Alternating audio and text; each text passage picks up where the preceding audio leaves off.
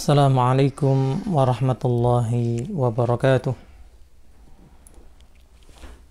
Innal hamdalillah nahmaduhu wa nasta'inuhu wa nastaghfiruh wa na'udzu billahi min shururi anfusina wa sayyiati a'malina. Man yahdihillahu fala mudhillalah wa man yudlil fala hadiyalah.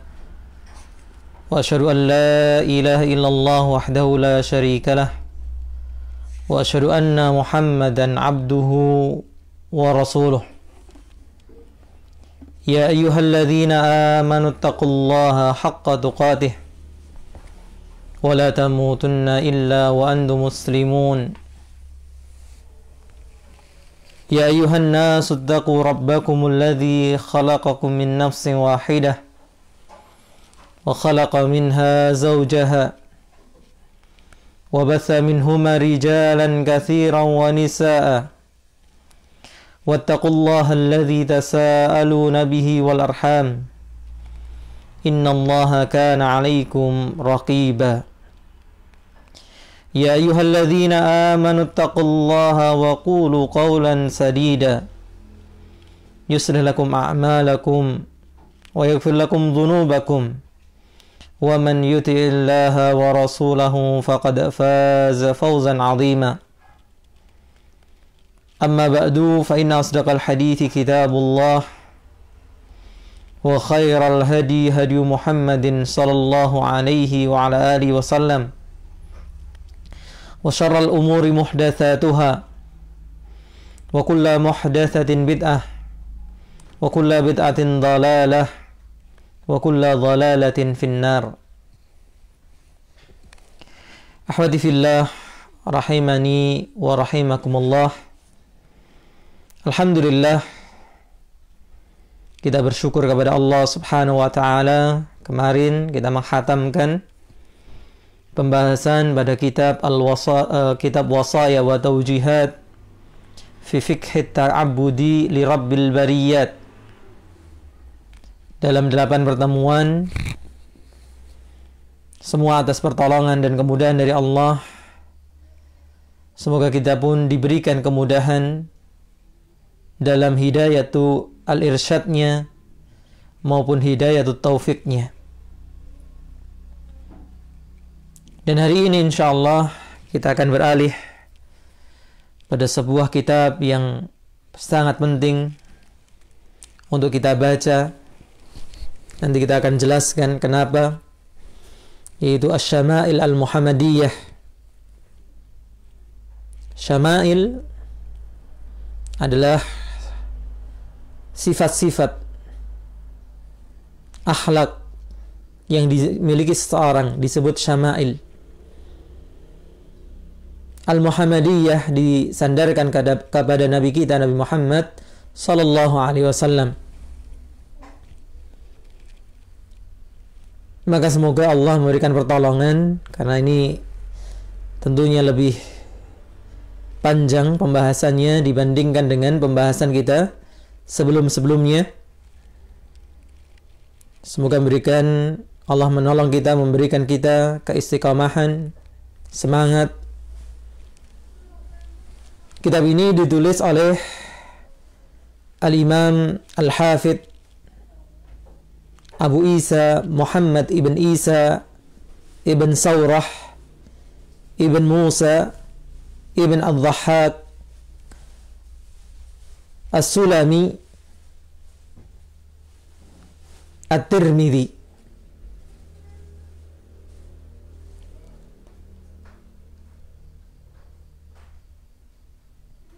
Beliau adalah seorang ulama hadis yang kita tentunya kenal dengan kitabnya apa? Sunan At-Tirmidzi. Beliau lahir kurang lebih tahun 209 Hijriah di kota Tirmidz.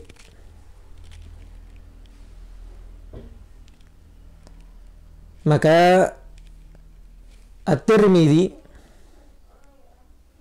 itu nisbah kepada kota kelahirannya.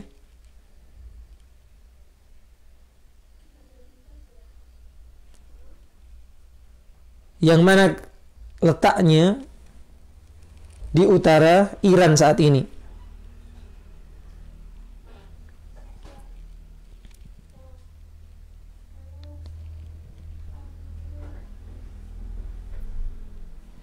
Beliau juga termasuk murid dari Imam Bukhari, Imam Muslim, Abu Dawud. Sehingga beliau berguru pada ulama-ulama hadis besar di masanya.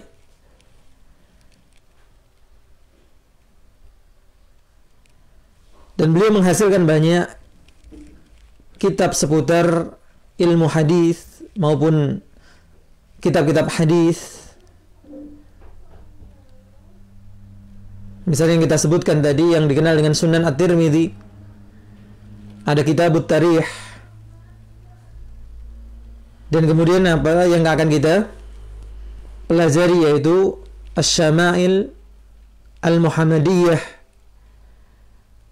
Sebagian menyebutnya dengan Asy-Syama'il An-Nabawiyah.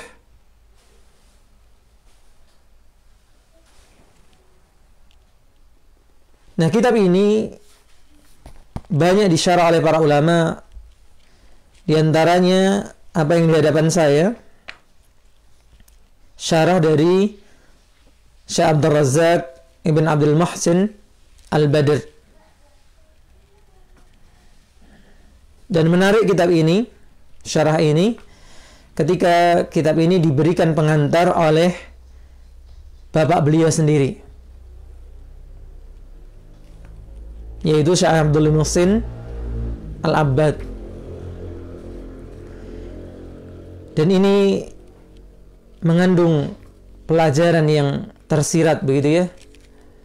Kalau kita berharap anak-anak kita menjadi anak-anak yang saleh, anak-anak yang mencintai ilmu, ternyata inilah yang kita baca dari sejarah para ulama. Kalau antum membaca biografi para ulama tentang pertumbuhan mereka secara ilmiah, maka selalu kita dapati dalam sejarah mereka, dalam biografi mereka, disebutkan tumbuh di keluarga yang mencintai ilmu. Ini salah satu faktor yang menyebabkan mereka tumbuh menjadi ulama. Karena tumbuh dalam lingkup subur yang mencintai ilmu. Nah, kalau kita sekarang keluarganya adalah mencintai dunia, yang dibicarakan, yang difikirkan adalah urusan dunia, kemudian kita berharap anak-anak kita mencintai ilmu, ini seperti yang dikatakan dalam ungkapan jauh panggang dari apinya. Bagaimana kita berharap anak-anak kita tumbuh sebagai anak-anak yang mencintai ilmu, sedangkan pembicaraan kita jauh dari ilmu. Ada seorang ustadz atau seorang dai yang pernah mungkin saya sebutkan juga dalam beberapa kesempatan, mengingatkan hal ini khususnya pada orang tua kita dulu, ya. Atau mungkin sebagian kita juga masih seperti ini. Di sebagian keluarga memiliki lemari kaca yang dipenuhi dengan apa? Piring, panci, begitu ya. Sehingga kalau ada hajatan apa siap punya sendiri. Ini yang biasanya terpajang di rumah-rumah. Sehingga setiap kali bangun yang dilihat adalah harta benda dunia. Jarang di antara kita yang menjadikan hiasan rumahnya adalah apa? Koleksi buku. Jarang di antara kita yang punya perpustakaan pribadi. Membeli buku pun berat bagi kita. Lebih ringan membeli pulsa mungkin, membeli perabot. Tapi kalau sudah buku, sudah di atas 100.000 ke atas begitu ya, sudah terasa berat. Lalu kita berharap anak-anak kita cinta kepada ilmu. Ilmu dari mana gitu ya?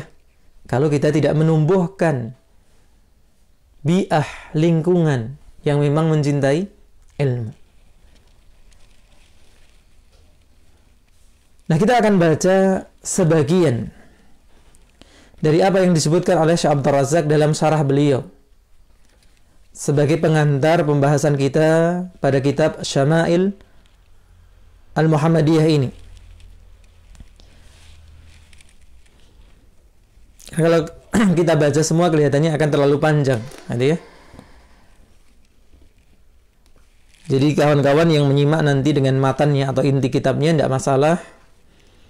Kalau yang menyimak dengan syarahnya juga harus cermat mana-mana yang saya baca nanti. Untuk mukaddimah ini saya akan langsung terjemahkan.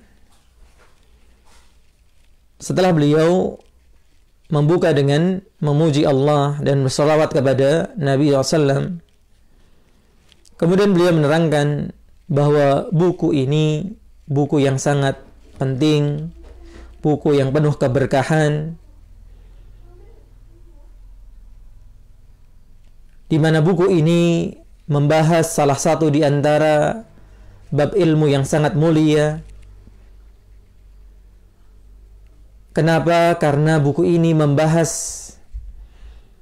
tentang akhlak, sifat mulia dan agung dari manusia terbaik,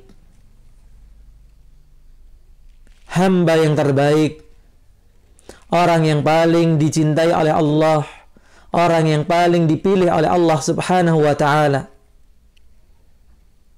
orang yang paling sempurna dalam ibadahnya, orang yang paling baik akhlaknya, orang yang paling baik jiwanya, orang yang paling baik dalam berinteraksi kepada manusia, orang yang paling kenal Allah dan paling bisa merealisasikan ibadahnya kepada Allah. Allah telah memilih beliau untuk dijadikan apa? Sebagai perwakilan antara Allah dengan para hambanya, sebagai perantara manusia mengenal Allah Subhanahu wa ta'ala, menunjukkan kebaikan, mengajak kepada petunjuk. Dan Allah tentu memilih itu dilandasi ilmu Allah yang sempurna, sehingga kalau ada kelompok yang mengaku menisbatkan diri kepada Islam tapi punya keyakinan bahwa Jibril salah alamat, wahyu itu sebenarnya kepada Ali, itu keyakinan kelompok Rafidah. Di antara ghulat Rafidah punya keyakinan seperti itu, seharusnya wahyu itu kepada Ali. Ini sebenarnya mereka sedang menentang Allah sendiri. Kalau Jibril keliru, Allah tidak akan keliru.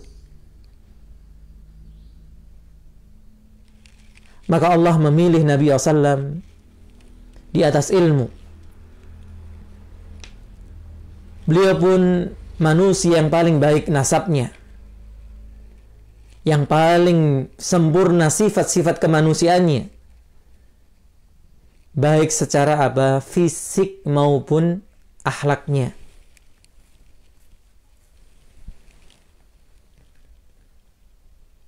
Ini semua terkumpul kepada Rasulullah SAW karena beliau adalah sosok yang akan menjadi teladan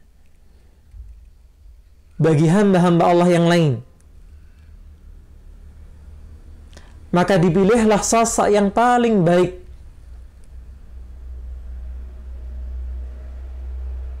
Maka layak kemudian Allah mengatakan dalam surat Al-Ahzab ayat 21, laqad kana lakum fi rasulillahi uswatun hasanatun.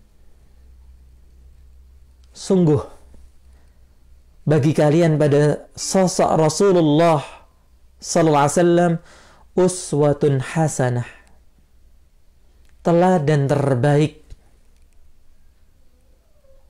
Sudah sering saya menyinggung ayat ini, di mana Allah tidak mencukupkan menyebutkan uswah, di mana teladan selalu bermakna positif. Tapi untuk menegaskan keteladanan ini ditambah dengan apa? Hasanah. Tapi kemudian Allah juga menambahkan bahwa keteladanan ini tidak akan bermakna kecuali bagi sebagian orang saja. Dan itu terbukti. Sebagian orang melecehkan beliau, menghina beliau dengan berbagai cara, membuat karikatur, membuat film dan sebagainya yang kita lihat hari ini. Tidak menganggap sebagai teladan. Lalu siapa yang memahami makna keteladanan ini? Liman kana yarjullaha wal yawmal akhirah wa dzakarallaha katsira. Hanya orang yang beriman, yaitu yang berharap perjumpaan dengan Allah, perjumpaan yang dipenuhi dengan keridhaan, wal yawmal akhirah, dan keselamatan di hari akhir, wa dzakarallaha katsira,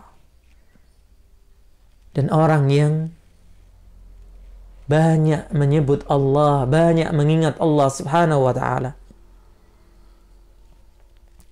Sehingga Al-Imam Ibnu Katsir rahimahullah ta'ala ketika menyebutkan tafsir ayat ini, beliau mengatakan bahwa ayat ini adalah aslun kabirun fit ta'assi bi Rasulillah sallam fi aqwalihi wa af'alihi wa ahwalihi.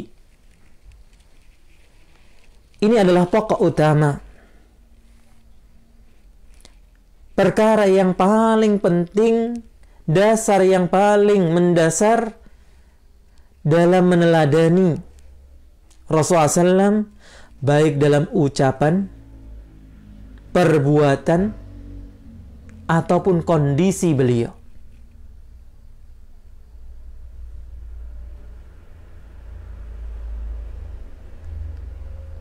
Maka subhanallah, Allah telah menyebutkan sifat ini.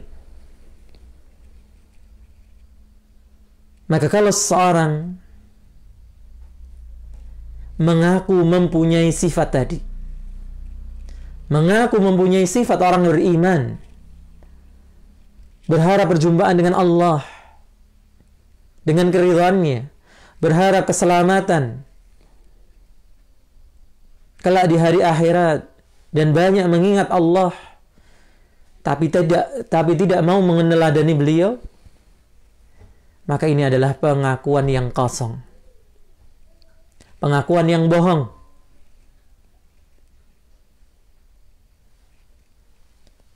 Kemudian Syekh Abdul Razak bin Abdul Muhsin Al-Badr hafizahullah menyebutkan di antara faidah, manfaat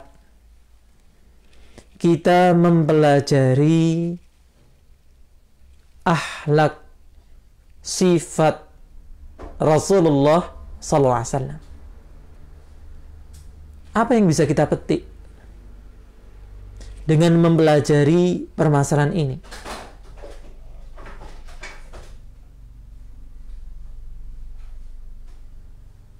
Awalan, yang pertama beliau sebutkan bahwa di antara kewajiban kita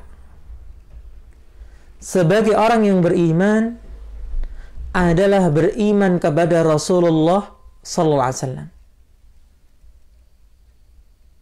Sebagaimana itu bagian rukun iman keberapa? Keempat. Al-imanu bir-rusul.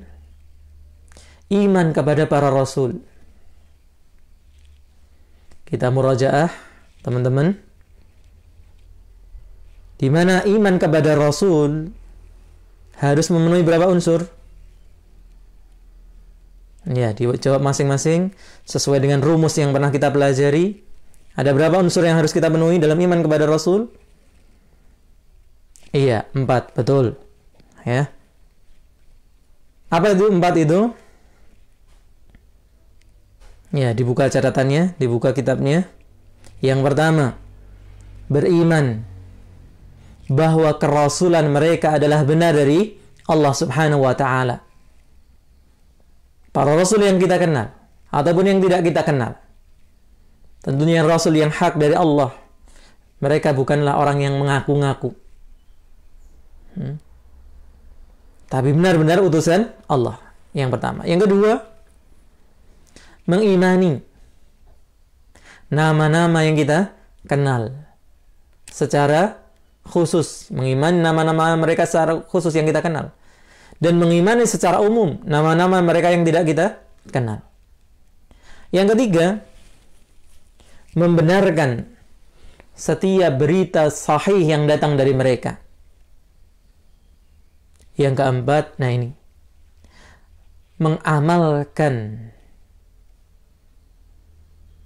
syariat Rasul yang diutus kepada kita. Tidak lain adalah siapa? Nabi kita, Nabi Muhammad SAW.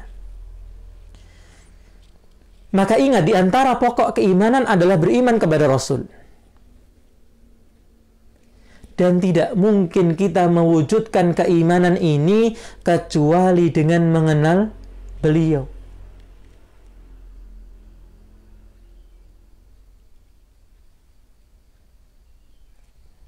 Karena salah satu cabang keimanan adalah mencintai.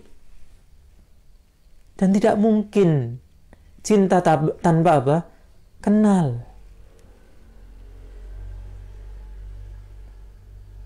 Bukankah diungkapkan tak kenal maka tak sayang? Bagaimana kita akan mencintai Rasulullah SAW tapi tidak kenal? Kayak apa ya Rasulullah SAW? Tidak pernah terbayang.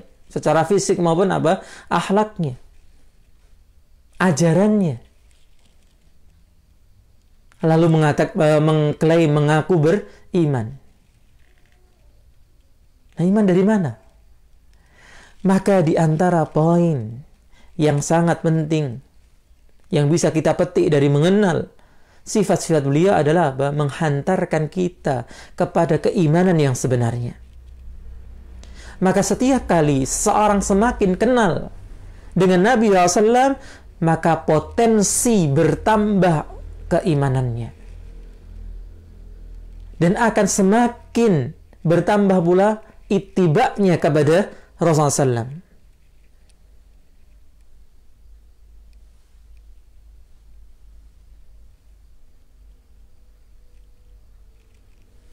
Yang kedua,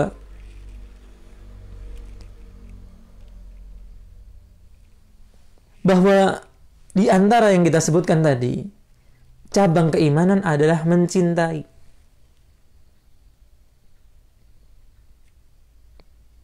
Dengan kita mempelajari sifat-sifat beliau secara fisik maupun akhlak, akan tumbuh rasa cinta kita kepada Rasulullah SAW. Bahkan dalam hadis dikatakan apa? La yu'minu ahadukum. Tidak akan sempurna keimanan wajib kalian. Karena iman kepada Rasulullah SAW adalah iman yang wajib. Dan keimanan wajib ini tidak akan sempurna sampai kapan? Hatta akuna ahabba ilaihi. Sampai aku dijadikan lebih dia cintai min walidihi, dari orang tuanya, wa waladihi, dan anaknya, wan nasi ajma'in, dan seluruh manusia, istrinya, kawannya, sahabatnya.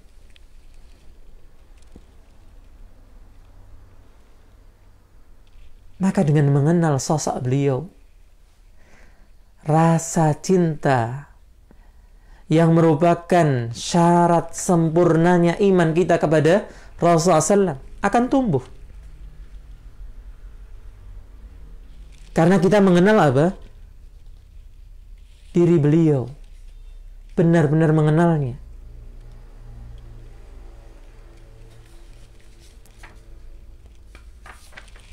Kemudian yang ketiga,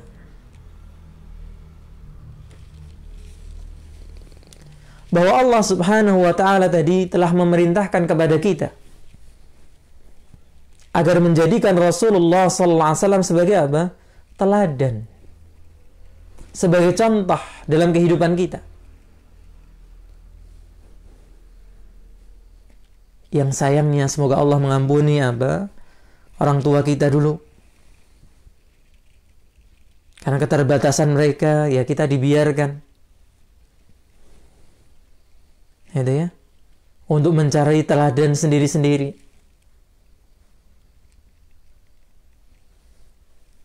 Di mana sampai hari ini pun sebagian orang tua yang belum mengenal agama begitu ya, membiarkan anaknya mencari idolanya sendiri. Padahal seharusnya ditanamkan sejak dini. Idola dan teladan kita adalah siapa? Rasulullah SAW. Sayangnya kaum muslimin malah mengidolakan orang-orang fasik, ahli maksiat. Bahkan orang-orang kafir. Lihat itu. Yang gampang saja yang kadang saya sebutkan di YouTube begitu ya. Kalau pengajian viewernya berapa? Subscribe-nya berapa? Tapi kalau acara maksiat, acara rame-rame saja, orang-orang fasik, orang-orang kafir, sampai jutaan. Masya Allah. Siapa mereka? Ya saudara kita yang mengaku sebagai sesama muslim. Allah musta'an. Kenapa? Karena tidak paham bahwa Allah memerintahkan kepada mereka untuk menjadikan Rasulullah SAW sebagai contoh dan teladan, sebagai idola dalam kehidupannya. Ditambah tidak pahamnya mereka tentang apa? Sosok manusia terbaik ini. Akhlaknya yang paling mulia, muamalahnya yang paling baik, secara fisiknya pun yang paling sempurna.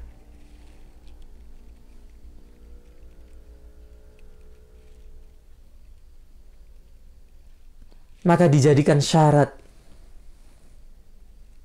mengikuti Rasulullah SAW sebagai apa? Jatuh cintanya Allah kepada kita. Allah sebutkan itu dalam surat Ali Imran ayat 31. Qul in kuntum tuhibbunallaha fattabi'uni. Katakanlah wahai Muhammad, jikalau kalian mengaku mengklaim kalian mencintai Allah, ikutilah diriku. Siapapun yang mengklaim mencintai Allah, buktikan. Karena cinta butuh bukti. Bukan sekedar omongan. Apa buktinya? Dengan berittiba kepada Nabi SAW.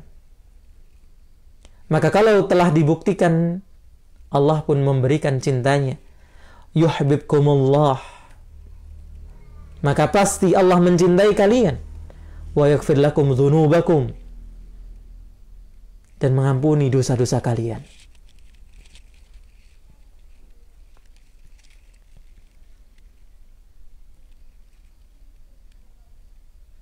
Kemudian yang keempat,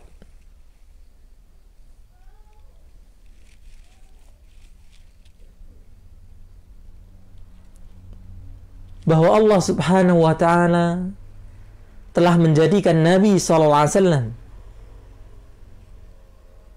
lebih penting bagi orang yang beriman dari dirinya sendiri.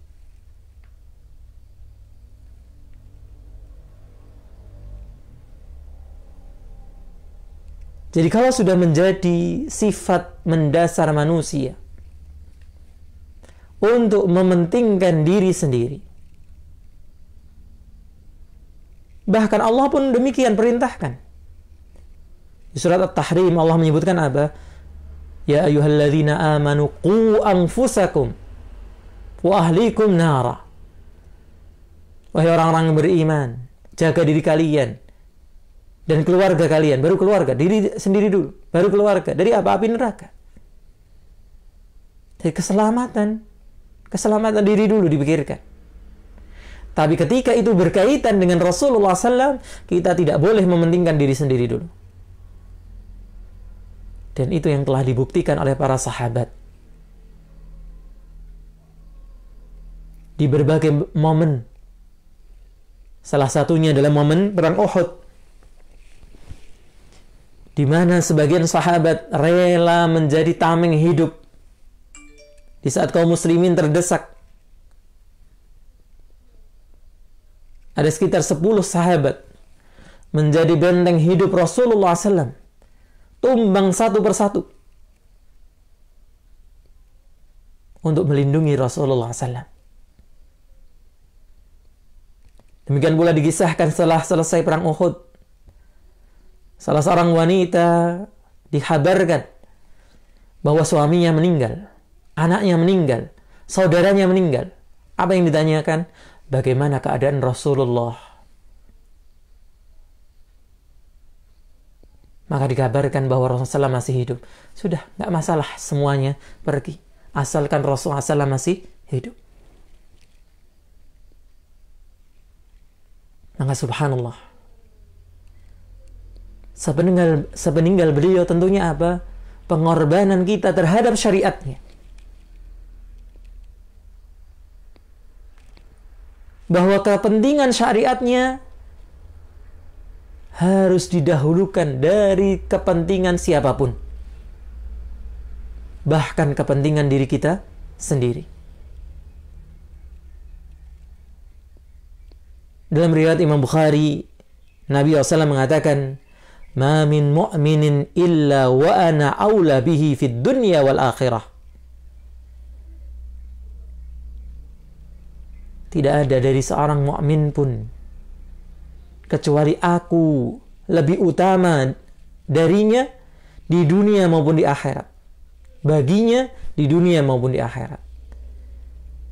Iqra'u in syi'tum.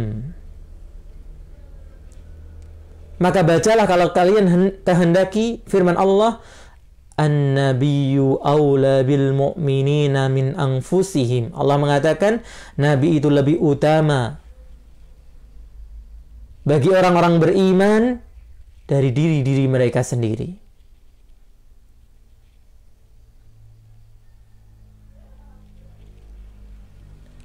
Maka bagaimana kita bisa mengedepankan Nabi SAW di atas kepentingan kita masing-masing kalau kita tidak mengenal sosok Nabi SAW? Bagaimana perjuangan beliau yang setiap waktu terancam untuk disakiti, bahkan dibunuh. Untuk siapa? Untuk kita sebagai umatnya. Karena beliau kalau mementingkan dirinya sendiri, beliau sudah dijamin ampunan dosa. Beliau sudah dijamin surga.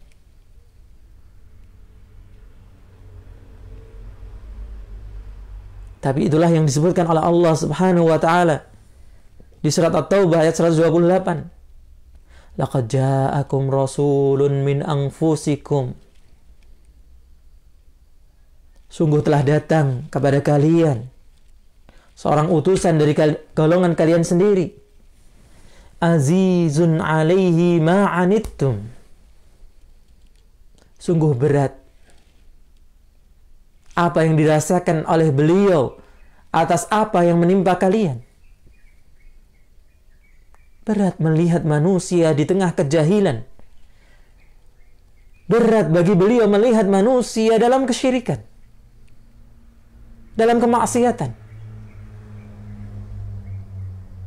Oleh karenanya setiap Ramadan beliau menyendiri di Wilayah Hira, merenungi, melihat kotanya Mekah dan melihat kondisi manusia. Harisun alaikum, yang bersemangat untuk memberi petunjuk kepada kalian. Dan dibuktikan itu dalam perjuangan beliau selama 23 tahun. bil mu'minina raufun rahim. Terhadap orang-orang beriman itu sangatlah pengasih dan penyayang.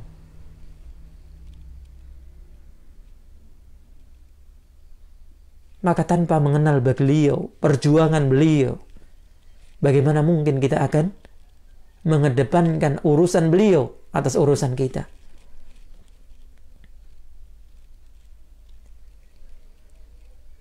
Kemudian yang kelima, bahwa dalam Al-Quran sendiri Allah menjelaskan begitu banyak, bahkan bersumpah akan mulianya akhlak Nabi kita, Nabi Muhammad SAW.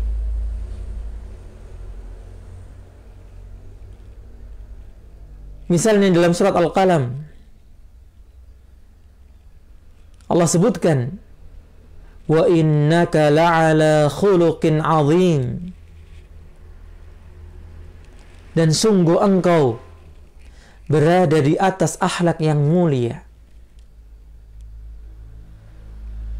Sasalah Suhaimi hafizahullah menyebutkan paling tidak ada 5 penegasan di sini.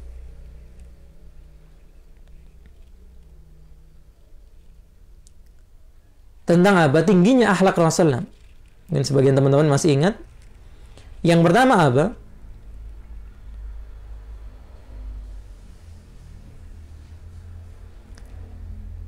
Sumpah. Wa innaka la'ala, lamnya di sini ada sumpah yang tersembunyi. Kemudian lam, penegasan di sini. Kemudian yang ketiga, penyebutan khuluqin dalam bentuk nakirah. Sehingga dalam akhlak yang manapun beliau itu punya akhlak yang baik. Yang keempat, dengan sifat azim, akhlak yang agung. Yang kelima, bentuk kalimatnya, kalimat ismiyah, di mana kalimat ismiyah lebih kuat daripada kalimat fi'liyah. Maka tidaklah mungkin kita mengenali keagungan akhlak Rasulullah SAW kecuali dengan apa? Mempelajarinya. Ya, memang kita akan mengakui, mengimani kebenaran firman Allah. Tapi pengakuan ini, keimanan ini akan menjadi semakin besar nilainya ketika kita benar-benar mengenal akhlak beliau, mengenal sifat-sifat beliau, mengenal perjalanan hidup beliau.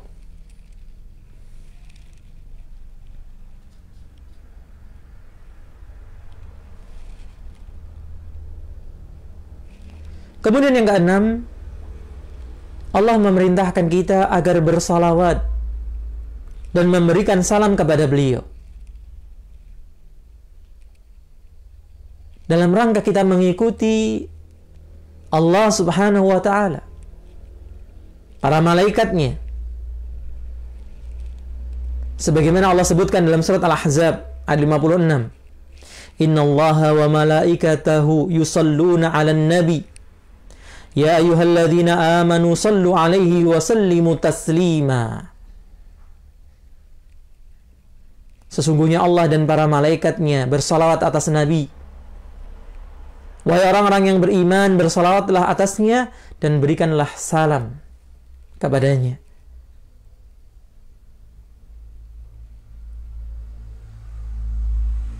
Maka semakin kita mengenal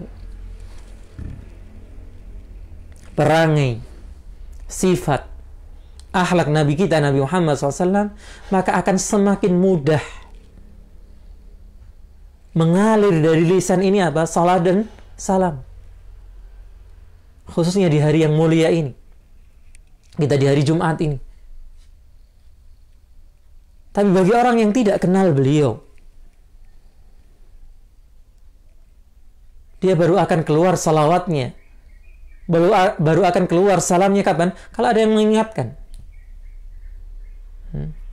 Sampai-sampai kadang seperti harus dikomando. Telah bersabda Nabi kemudian nadanya gitu ya. Nabi sallallahu alaihi wasallam kayak komando agar mengingatkan. Ketika nama beliau itu disebutkan agar kita bersalawat. Kalau di luar itu lupa kita. Kenapa? Ya karena nggak kenal. Nggak pernah mempelajari perangai dan sifat beliau.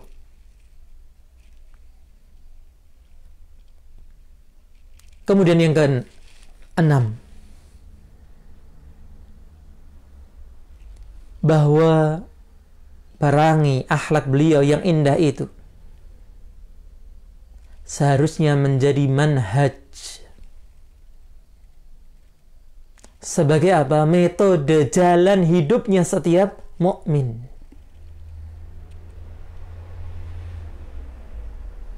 Setiap langkah kita, setiap gerak-gerik kita seharusnya selalu dalam koridor apa yang beliau lakukan. Lalu bagaimana kita bisa melangkah seperti langkah beliau? Berbicara seperti yang beliau bicarakan. Makan sebagaimana beliau makan. Kecuali lagi-lagi dengan mengenal seluk-beluk kehidupan beliau.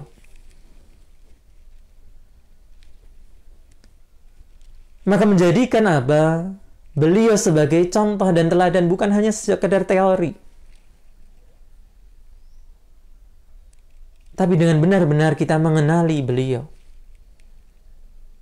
dan kemudian mempraktekkan dalam kehidupan keseharian kita.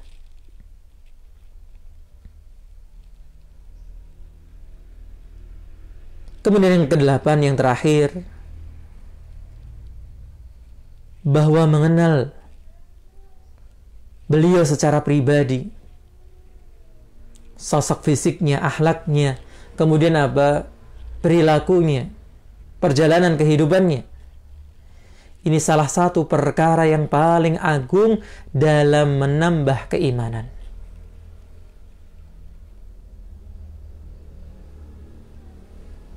Karena di antara nutrisi yang menguatkan keimanan kita adalah membaca sirah orang-orang yang baik.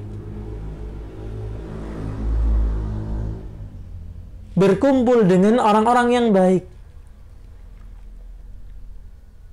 Maka dengan mempelajari dan membaca perjalanan hidup beliau, kita sedang berkumpul dengan beliau meskipun tidak secara langsung.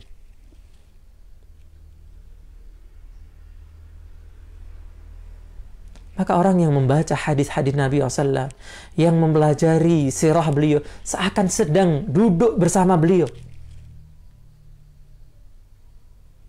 Meskipun tidak secara langsung. Karena para sahabat telah menggambarkan, subhanallah, perjalanan hidup beliau dengan lengkap. Sehingga kalau kita mau, kuncinya di sini, kalau kita mau membaca hadis-hadis ini, kita seakan hadir di 1441 tahun yang lalu bersama beliau. Dan ini faktor yang akan membawa keimanan pada diri kita, menambahkan keimanan pada diri kita. Maka semoga Allah memudahkan kita mempelajari kitab yang mulia ini, yang mencakup perangai, sifat, akhlak, kondisi fisik, dan perjalanan hidup manusia terbaik. Teladan kita, Nabi Muhammad sallallahu alaihi wa ala alihi wasallam. Ini sebagai pengantar muqaddimah yang bisa saya bacakan dari sebagian apa yang disampaikan oleh Syekh Abdul Razak Ibn Abdul Muhsin Al-Badr hafizahumullah dalam kitab Syarah Syama'il Al-Muhammadiyah, atau di sini disebut dengan Syama'il Nabi sallallahu alaihi wasallam. Setelahnya insyaallah kita akan mulai membaca matan dari kitab ini. Yang saya katakan kemarin, antum bisa baca matan Arabnya atau mengikuti bersama saya menggunakan syarah Syekh Abdul Razak ini, atau yang terjemah juga banyak di internet gitu ya. Silahkan, man jadda wajada insyaallah. Yang mau mencari akan ketemu insyaallah. Wallahu ta'ala alam, semoga bermanfaat. Kurang lebihnya saya mohon maaf. Subhanakallahumma wa bihamdika asyhadu an la ilaha illa anta astaghfiruka wa atubu ilaik. Assalamualaikum warahmatullahi wabarakatuh.